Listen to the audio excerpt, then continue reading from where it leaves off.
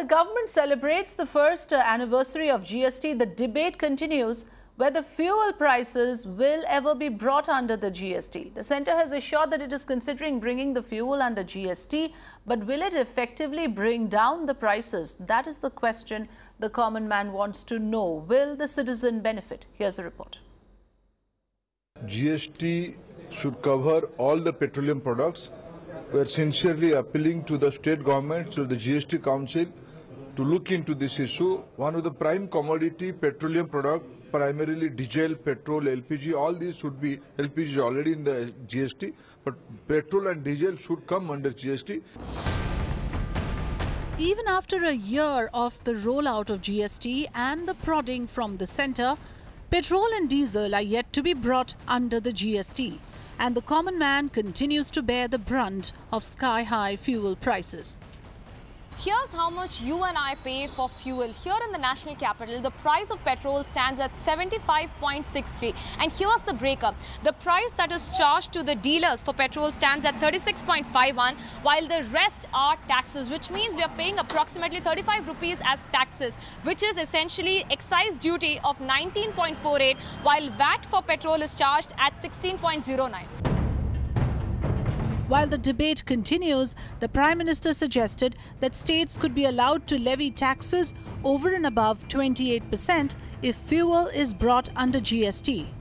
If petrol, diesel are to be brought into GST, then states will be allowed to levy the taxes on top of 28% to prop up revenue.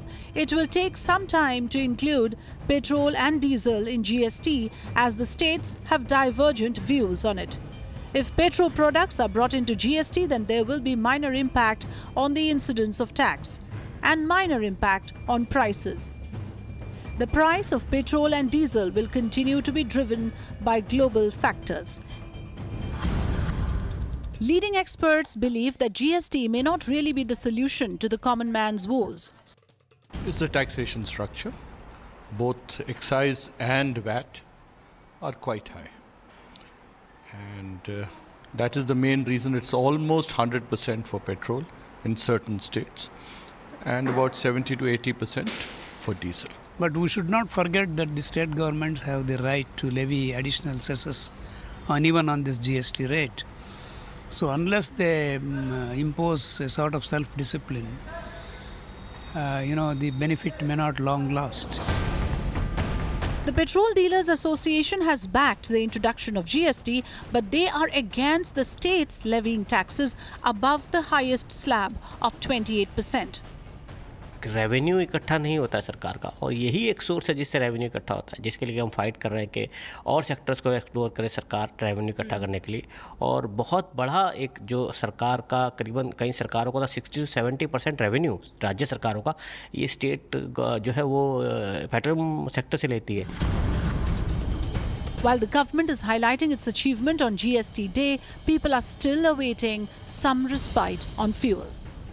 The prices of fuel is burning a hole in every Aam Aadmi's pocket, but the government is giving assurance after assurance saying that they are mulling bringing fuel prices under GST. But the experts are of the opinion that while fuel under GST is going to just marginally reduce the cost for the people, it is not going to be a long-term solution.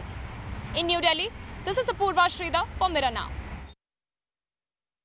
Well, a year after the rollout of GST and the prodding from the centre, petrol and diesel, like we just showed you, are yet to be brought under the GST, probably because the government wants to continue to tinker with that revenue model. The common man continues to bear the brunt of sky-high fuel prices.